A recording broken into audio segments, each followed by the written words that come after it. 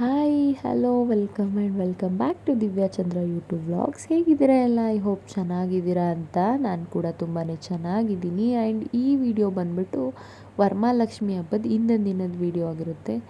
ಮತ್ತು ವರಮಹಾಲಕ್ಷ್ಮಿ ಹಬ್ಬದ ವಿಡಿಯೋ ಕೂಡ ಇದರಲ್ಲೇ ನಾನು ಕಂಟಿನ್ಯೂಷನ್ ಮಾಡ್ತೀನಿ. ಯಾಕಂತಂದರೆ ಆಲ್ರೆಡಿ ತುಂಬಾ ಲೇಟಾಗಿದೆ, 1 ವೀಕ್ ಗ್ಯಾಪ್ ಆಗಿದೆ. ಇನ್ನು ಎರಡೆರಡು ವಿಡಿಯೋ ಪಾರ್ಟ್ 1 ಪಾರ್ಟ್ 2 ಥರ ಮಾಡೋಕ್ಕೋದ್ರೆ ಚೆನ್ನಾಗಿರಲ್ಲ. ಅದಕ್ಕೆ ನಾನು ಹಿಂದಿನ ದಿನ ಶಾಪಿಂಗ್ ವಿಡಿಯೋ ಮತ್ತು ವರಮಹಾಲಕ್ಷ್ಮಿ ಹಬ್ಬದ ವಿಡಿಯೋ ಎರಡನ್ನೂ ಕೂಡ ಇದು ಒಂದೇ ವಿಡಿಯೋದಲ್ಲಿ ಆ್ಯಡ್ ಮಾಡಿದ್ದೀನಿ. ಆ್ಯಂಡ್ ಇನ್ನು ಯಾರೆಲ್ಲ ನನ್ನ ಚಾನಲ್ನ ಸಬ್ಸ್ಕ್ರೈಬ್ ಮಾಡದೆ ನೋಡ್ತಿದ್ರು, ಸೊ ಪ್ಲೀಸ್ ದಯವಿಟ್ಟು ಸಬ್ಸ್ಕ್ರೈಬ್ ಮಾಡಿಕೊಂಡು ವೀಡಿಯೋಸ್ನ ನೋಡಿ.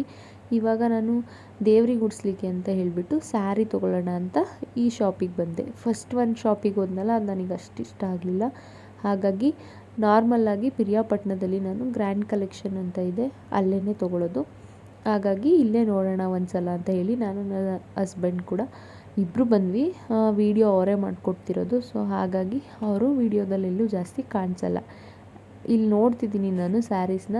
ನನಗೊಂದು ಸ್ಯಾರಿ ಕೂಡ ಇಷ್ಟ ಆಯಿತು. ಹಾಗೆ ಅಲ್ಲಿಂದ ತೊಗೊಂಡು ನಾವು ನೆಕ್ಸ್ಟು ನನಗೆ ಸ್ವಲ್ಪ ಗ್ರಾಸರೀಸು ಮತ್ತು ಹೂವು ಹಣ್ಣು ಅದೆಲ್ಲ ಬೇಕಾಗಿತ್ತು. ಪೂಜೆಗೆ ಏನೇನೆಲ್ಲ ಬೇಕು ಅದನ್ನೆಲ್ಲ ತೊಗೊಳ್ಳೋಣ ಅಂತ ಹೇಳಿ ಸ್ಯಾರಿ ತೊಗೊಂಡು ಅಲ್ಲಿಂದ ಹೊರಟ್ವಿ. ಈ ವರ್ಷ ಏನು ಹಬ್ಬ ಮಾಡೋ ಪ್ಲ್ಯಾನ್ ಎಲ್ಲ ಏನಿರಲಿಲ್ಲ. ನಾರ್ಮಲಾಗಿ ದೇವ್ರ ಮನೇಲಿ ಕಳಶ ಇಟ್ಟು ಪೂಜೆ ಮಾಡೋಣ ಅಂತ ಹೇಳಿ ನಾನು ಸುಮ್ಮನೆ ಇದ್ದೆ. ಬಟ್ ಆದರೂ ಇಲ್ಲಿ ಮನೆಯೆಲ್ಲ ಕ್ಲೀನ್ ಮಾಡಿದ್ದೆ ಡೀಪಾಗಿ. ಅದನ್ನೆಲ್ಲ ನಾನು ಯಾವುದನ್ನು ವ್ಲಾಗ್ ಮಾಡೋಕ್ಕೆ ಹೋಗಲಿಲ್ಲ. ಇಲ್ಲಿ ಗ್ರಾಸರಿ ಶಾಪಿಗೆ ಬಂದು ತೊಗೊತಿದ್ದೀನಿ ನನಗೇನು ಬೇಕು ಅಂತ. ಇದು ಲಾಸ್ಟ್ ಮೂಮೆಂಟಲ್ಲಿ ಪ್ಲ್ಯಾನ್ ಆಗಿದ್ದು ನನ್ನ ಹಸ್ಬೆಂಡೇ. ಹೇಗಿದ್ದರೂ ಮನೆಯೆಲ್ಲ ಕ್ಲೀನ್ ಮಾಡಿದ್ಯಾ ಡೀಪಾಗಿ, ಸುಮ್ಮನೆ ಏನಕ್ಕೆ ಹಂಗೆ ಪೂಜೆ ಮಾಡ್ತೀಯಾ, ಒಂದು ಸೀರೆ ತೊಗೋ ದೇವ್ರಿಗೆ ಉಡಿಸಿ ಪೂಜೆ ಮಾಡುವಂತೆ ಅಂತ ಅವರು ಹೇಳಿದ್ದಕ್ಕೇ ನಾನು ಸೀರೆನ ತೊಗೊಂಡಿದ್ದು. ಇಲ್ಲ ಅಂದಿದ್ರೆ ಈ ವರ್ಷ ಕೂಡ ಏನೋ ಸ್ಕಿಪ್ ಆಗಿರೋದೋ ಏನೋ ಅನಿಸುತ್ತೆ. ಲಾಸ್ಟ್ 3 ಇಯರ್ಸಿಂದನೂ ವರಮಹಾಲಕ್ಷ್ಮಿ ಹಬ್ಬನ ಮಾಡೋಕ್ಕೆ ಆಗ್ತಿರ್ಲಿಲ್ಲ. ನನ್ನ ಮಗಳಿನ್ನ ಚಿಕ್ಕವಳು, ಒಂದು ಸಲ ಪ್ರೆಗ್ನೆಂಟ್ ಇದ್ದೆ, ಇನ್ನೊಂದು ಸಲ ಬಾಣಂತನ, ಹಾಗಾಗಿ ಮಾಡೇ ಇರಲಿಲ್ಲ ನಾನು. 3 ಇಯರ್ಸ್ ಮಾಡಿದ್ವಿ. ಮದುವೆ ಆಗಿ ಸ್ಟಾರ್ಟಿಂಗ್ 1 2 3 ಇಯರ್ಸ್ ಕಂಪ್ಲೀಟಾಗಿ ಮಾಡಿದ್ದೆ. ಅದಾದಮೇಲೆ ಗ್ಯಾಪ್ ಆಗಿತ್ತು. ಅದಾದಮೇಲೆ ನೆಕ್ಸ್ಟ್ ನಾನು ನನ್ನ ಮಗಳು ಹುಟ್ಟಿದಾಗಿಂದ ಇವಾಗಲೇ ಮಾಡ್ತಿರೋದು. ಆ್ಯಂಡ್ ಇಷ್ಟು ಸಿಂಪಲ್ಲಾಗಿ ನಾನು ಈ ವರ್ಷ ವರಮಹಾಲಕ್ಷ್ಮಿ ಹಬ್ಬನ ಮಾಡಿದ್ದು. ನೀವೆಲ್ಲ ಯಾವ ಥರ ಮಾಡಿದ್ದೀರಾ ಅಂತ ಕಾಮೆಂಟ್ ಬಾಕ್ಸಲ್ಲಿ ಕಾಮೆಂಟ್ ಮಾಡಿ. ಫಸ್ಟೇ ತೋರಿಸ್ಬಿಟ್ಟೆ ನಾನು ನನಗೆ ಏನೇನೆಲ್ಲ ಮಾಡಿದೆ ಅದನ್ನೆಲ್ಲ ಮಾಡೋಕ್ಕೆ ನನ್ನ ಹಸ್ಬೆಂಡ್ ಇರಲಿಲ್ಲ. ವೀಡಿಯೋನ ಅವ್ರು ಇದ್ದಿದ್ದರೆ ಖಂಡಿತ ಎಲ್ಲ ಕ್ಲಿಪ್ಪಿಂಗ್ಸು ಆ್ಯಡ್ ಮಾಡ್ತಿದ್ದೆ. ಅವ್ರು ಇಲ್ಲದೇ ಇರೋ ಕಾರಣ ನನಗೆ ನೆನ್ಪು ಬಂದಾಗ ಒಂದೊಂದು ಕ್ಲಿಪ್ಪಿಂಗ್ನ ತೊಗೊಂಡಿಲ್ಲಿ ಆ್ಯಡ್ ಮಾಡಿದ್ದೀನಿ ಅಷ್ಟೇ. ಅವರಿದ್ದರೆ ನನಗೆ ತುಂಬ ಹೆಲ್ಪ್ ಆಗುತ್ತೆ. ತುಂಬ ನಾನು ವೀಡಿಯೋಸ್ ಮಾಡಿಕೊಡಿ ಅಂತ ಕೇಳಿದ್ರೆ ಸಾಕು, ಅವ್ರು ಮಾಡಿಕೊಡ್ತಾರೆ. ಬಟ್ ಅವರು ಜಾಸ್ತಿ ವೀಡಿಯೋಸಲ್ಲಿ ಬರೋಕ್ಕೆ ಇಷ್ಟಪಡಲ್ಲ. ಹಾಗಾಗಿ ಅವ್ರು ಇಲ್ಲದೇ ಇರೋ ಕಾರಣ ನಾನೇ ವೀಡಿಯೋಸ್ ಮಾಡಿಕೊಂಡು ನಾನೇ ದೇವ್ರ ಪೂಜೆ ಮಾಡಿಕೊಂಡು ಅದನ್ನು ಎರಡೂ ಮ್ಯಾನೇಜ್ ಮಾಡೋಕ್ಕೆ ಸ್ವಲ್ಪ ಕಷ್ಟ ಆಯಿತು ನನಗೆ. ಆದ್ರೂ ಮಾಡಿದ್ದೀನಿ ತಕ್ಕ ಮಟ್ಟಿಗೆ. ದೇವ್ರು ಕೂಡ ತುಂಬಾ ಚೆನ್ನಾಗಿ ಕಾಣಿಸ್ತಿತ್ತು. ಅಲಂಕಾರನೂ ಕೂಡ ತುಂಬಾ ಚೆನ್ನಾಗಿ ಬಂದಿತ್ತು. ಸ್ಯಾರಿ ಕೂಡ ತುಂಬ ಚೆನ್ನಾಗಿ ಹಾಕಿದ್ದೆ ನಾನು. ನಮ್ಮ ಅತ್ತೆ ಆ್ಯಕ್ಚುಲಿ ಇಷ್ಟು ವರ್ಷ ಎಲ್ಲ ನಮ್ಮ ಅತ್ತೆನೇ ಸ್ಯಾರಿ ದೇವರಿಗೆ ಉಡಿಸ್ತಿದ್ದಿದ್ದು ನಮ್ಮ ಅತ್ತೆನೇ. ಈ ವರ್ಷ ನಾನೇ ಮಾಡಿದ್ದು. ಅವರು ಅದೇ ಹೇಳ್ದಂಗೆ ನನ್ನ ಹಸ್ಬೆಂಡ್ಗೆ ಆಫೀಸ್ ಇತ್ತು, ಅವ್ರಿಗೆ ತಿಂಡಿ ಮಾಡೋದ್ರಲ್ಲಿ ಬ್ಯುಸಿ ಇದ್ದರು. ಮಕ್ಕಳಿದ್ರಲ್ವ ಇಬ್ಬರು, ನನ್ನ ಮಗ ಮತ್ತು ನನ್ನ ಸಿಸ್ಟರ್ ಮಗ, ಅವ್ರುಗಳನ್ನ ನೋಡಿಕೊಂಡು ಕೆಲಸ ಆಚೆ ಈಚೆ ಓಡಾಡಿಕೊಂಡು ಅವ್ರು ಅದರಲ್ಲೇ ಟೈಮ್ ಹೊಟ್ಟೋಯ್ತು ಪಾಪ ಅವರಿಗೆ. ಹಾಗಾಗಿ ಲಾಸ್ಟಲ್ಲಿ ನನ್ನ ಪೂಜೆ ಟೈಮ್ಗೆ ಬಂದು ಹೇಳಿಕೊಟ್ರು ಯಾವ ಥರ ಪೂಜೆ ಮಾಡಬೇಕು ಏನು. ಅವರು ನನ್ನ ಜೊತೆ ಪೂಜೆ ಮುಗಿಯೋ ತನಕ ಕೂತಿದ್ದು ಇಬ್ಬರು ಒಟ್ಟಿಗೆ ಸೇರಿಕೊಂಡು ದೇವರಿಗೆ ಪೂಜೆನ ಮಾಡಿದ್ವಿ. ಇವಾಗ ನಾನು ಪೂಜೆನ ಸ್ಟಾರ್ಟ್ ಮಾಡಿದ್ದೀನಿ. ಇಲ್ಲಿ ನಮ್ಮ ಅತ್ತೆ ಕೂಡ ಕೂತಿದ್ದಾರೆ ನೋಡಿ, ಹೇಳ್ಕೊಡ್ತಿದ್ದಾರೆ ಅವರು. ದೀಪ ಹಚ್ಚು, ನಾನು ಹೇಳ್ಕೊಡ್ತೀನಿ, ಒಂದೊಂದೇ ಹೇಳ್ತಾ ಹೋಗ್ತೀನಿ, ನೀನು ಮಾಡ್ತಾ ಹೋಗು ಅಂತ. ಈ ಸಡನ್ನಾಗಿ ಪ್ಲ್ಯಾನ್ ಆಗಿಬಿಟ್ರೆ ಕಷ್ಟ ಆಗಿಬಿಡುತ್ತೆ. ದೇವ್ರ ಪೂಜೆ ಮಾಡೋಕ್ಕಾಗಲಿ, ದೇವ್ರನ್ನ ರೆಡಿ ಮಾಡೋಕ್ಕಾಗಲಿ, ದೇವರಿಗೆ ನೈವೇದ್ಯ ಮಾಡೋಕ್ಕಾಗಲಿ ತುಂಬಾ ಕಷ್ಟ ಆಗಿಬಿಡುತ್ತೆ. 3 ವರ್ಷ ಮಾಡಿರೋದ್ರಲ್ಲಿ ಪ್ರತಿ ವರ್ಷ ಕೂಡ ನೈಟೆಲ್ಲ ಎಚ್ಚರ ಆಗಿದ್ದು ದೇವ್ರಿಗೆ ಅಲಂಕಾರ ಮಾಡಿ ಎಲ್ಲ ಕೆಲಸ ಮುಗಿಸಿ ಬೆಳಗಿನ ಜಾವನೇ ಪೂಜೆ ಮಾಡಿ ಅಭ್ಯಾಸ ಇತ್ತು ನನಗೆ. ಬಟ್ ಈ ಸಲ ಹಂಗಾಗಲಿಲ್ಲ. 10:30 ಅನ್ನೋಂಗೆ ರಾಹು ಕಾಲ ಇತ್ತು.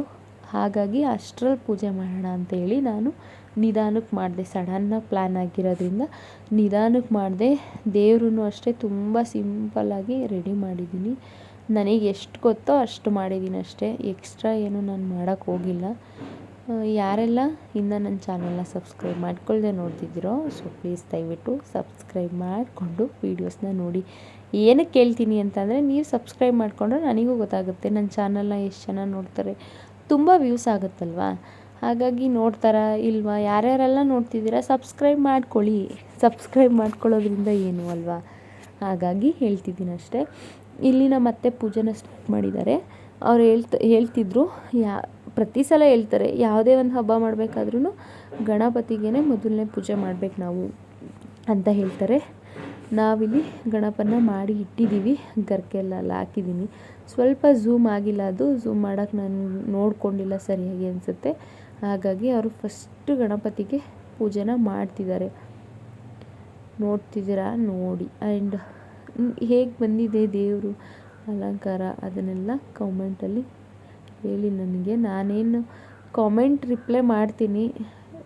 ನೀವು ನಾರ್ಮಲಾಗಿ ಕಾಮೆಂಟ್ ಮಾಡಿದ್ರೆ ನಾನು ರಿಪ್ಲೈ ಮಾಡ್ತೀನಿ. ನೀವು ಕರೆಕ್ಟಾಗಿ ಕಾಮೆಂಟ್ ಮಾಡಿಲ್ಲ ಅಂತಂದರೆ ನಾನು ರಿಪ್ಲೈ ಮಾಡಲ್ಲ ಅಷ್ಟೇ. ಆ್ಯಂಡ್ ಇಲ್ಲಿ ನೋಡ್ತಿದ್ದೀರಾ ಪೂಜೆ ಎಲ್ಲ ಮಾಡ್ತಿದ್ದಾರೆ.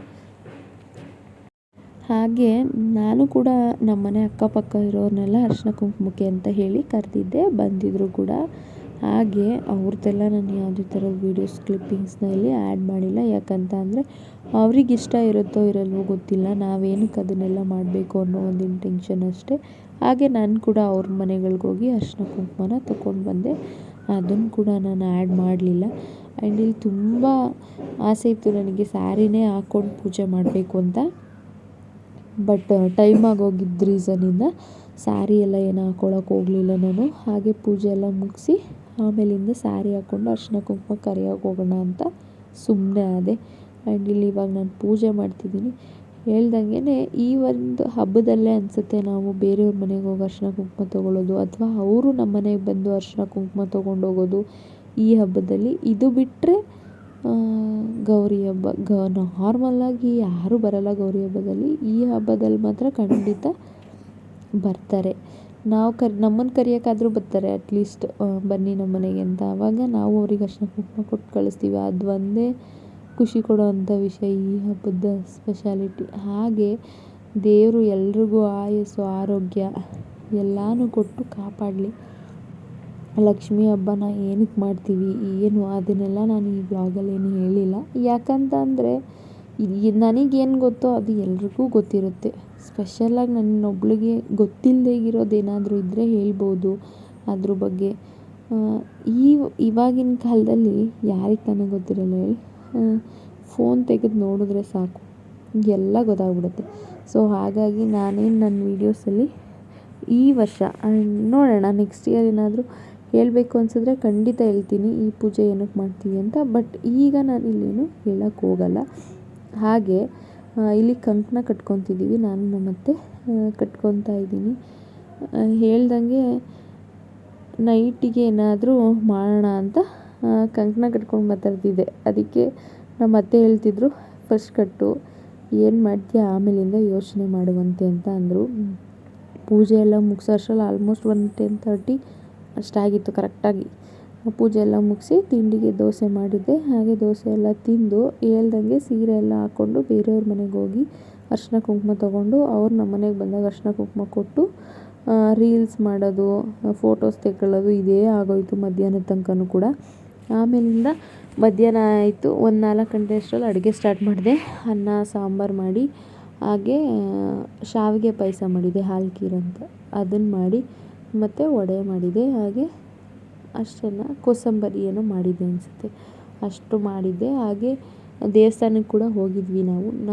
ನನ್ನ ಮಗಳಿಗೆ ಯಂತ್ರ ಹಾಕಿಸ್ಬೇಕಾಗಿತ್ತು, ಹಾಗಾಗಿ ಹೋಗಿದ್ವಿ ದೇವಸ್ಥಾನಕ್ಕೆ. ಚೆನ್ನಾಗಿರುತ್ತೆ, ಇವತ್ತು ಹಬ್ಬ ಅಲ್ವಾ, ಅಲ್ಲೂ ಅಲಂಕಾರ ಎಲ್ಲ ಚೆನ್ನಾಗಿರುತ್ತೆ ಅಂತ ಹೇಳ್ಬಿಟ್ಟು ಪಿರಿಯಾಪಟ್ಟಣದ ಅಮ್ಮನ ದೇವಸ್ಥಾನಕ್ಕೆ ಹೋಗೋಣ ಅಂತ ಹೇಳ್ಬಿಟ್ಟು ನಾನು, ನನ್ನ ಹಸ್ಬೆಂಡ್, ನನ್ನ ಸಿಸ್ಟರ್ ಮತ್ತು ನನ್ನ ಮಗ, ನನ್ನ ಮೈದ ಇಷ್ಟು ಜನ ಅವತ್ತು ಸಂಜೆ ಹೋಗ್ತಿದ್ದೀವಿ. ದೇವಸ್ಥಾನದ ಒಳಗಡೆ ಎಲ್ಲ ನಾನೇನು ವೀಡಿಯೋಸ್ನ ಮಾಡೋಕ್ಕೆ ಹೋಗಲಿಲ್ಲ. ಆ ಥರ ಎಲ್ಲ ಮಾಡೋದೇನು ಬೇಡ ಅಂತ ನನಗನ್ನಿಸ್ತು, ಹಾಗಾಗಿ ನಾನು ಮಾಡಲಿಲ್ಲ. ಇಲ್ಲಿ ಹೋಗ್ತಾ ಇದ್ದೀವಿ. ಅದೇ ಆಲ್ಮೋಸ್ಟ್ ಕತ್ತಲೆ ಆಗಿತ್ತು. ಒಂದು 6:30 7 ಗಂಟೆ ಆ ಟೈಮಲ್ಲಿ ಹೋಗಿರೋದ್ರಿಂದ ತುಂಬಾ ಕತ್ತಲೆ ಆಗಿತ್ತು. ಹಾಗಾಗಿ ಜಾಸ್ತಿ ಏನು ಕ್ಯಾಪ್ಚರ್ ಮಾಡೋಕ್ಕೆ ಹೋಗಲಿಲ್ಲ. ಇಲ್ಲಿ ಇನ್ನೇನು ಸ್ವಲ್ಪ ಹೊತ್ತಲ್ಲಿ ರೀಚ್ ಆಗಿದ್ದೀವಿ ಅನಿಸುತ್ತೆ ಅಂದ್ಕೊತೀನಿ. ರೀಚೆಲ್ಲ ಆದ್ವಿ. ಇವಾಗ ದೇವಸ್ಥಾನ ತೋರಿಸ್ತೀನಿ ನೋಡಿ. ತುಂಬ ಪವರ್ಫುಲ್ಲು ಈ ದೇವರು. ನೆಕ್ಸ್ಟ್ ಯಾವಾಗಾದರೂ ಇನ್ನೊಂದು ಸಲ ಇದ್ರ ಬಗ್ಗೆ ಯಾವಾಗಾದರೂ ವ್ಲಾಗ್ ಮಾಡಿ ಹೇಳೋಕ್ಕೆ ಟ್ರೈ ಮಾಡ್ತೀನಿ. ಆ್ಯಂಡ್ ದೇವ್ರ ಪೂಜೆ ಎಲ್ಲ ಮುಗಿಸ್ಕೊಂಡು ಇವಾಗ ಮನೆಗೆ ಹೊರಡ್ತಿದ್ದೀವಿ. ದಯವಿಟ್ಟು ಯಾರೆಲ್ಲ ವೀಡಿಯೋಸ್ ನೋಡ್ತಿದ್ದೀರಾ ಲೈಕ್ ಮಾಡಿ, ಶೇರ್ ಮಾಡಿ, ಕಮೆಂಟ್ ಮಾಡಿ, ಸಬ್ಸ್ಕ್ರೈಬ್ ಮಾಡಿ. ಹಾಗೆ ಈ ಸ್ಯಾರಿನ ಹಾಕ್ಕೊಂಡಿದ್ದೀನಿ ನಾನು. ಹಾಗೆ ಈ ಸ್ಯಾರಿನ ಹಾಕ್ಕೊಂಡಿದ್ದಂತ ಹೇಳಿದೆ ಅಲ್ವಾ, ಇದನ್ನು ಲಾಸ್ಟಲ್ಲಿ ಆ್ಯಡ್ ಮಾಡಿದ್ದೀನಿ ಅಷ್ಟೇ. ಇವತ್ತು ನೈಟ್ ಡಿನ್ನರ್ಗೆ ನಾನು ಆವಾಗಲೇ ಹೇಳ್ದಂಗೆ ಅನ್ನ ಸಾಂಬಾರು ಮತ್ತು ಹಾಲು ಖೀರು ಹಾಗೆ ವಡೆನ ಪ್ರಿಪೇರ್ ಮಾಡಿದ್ದೆ. Thank you for watching.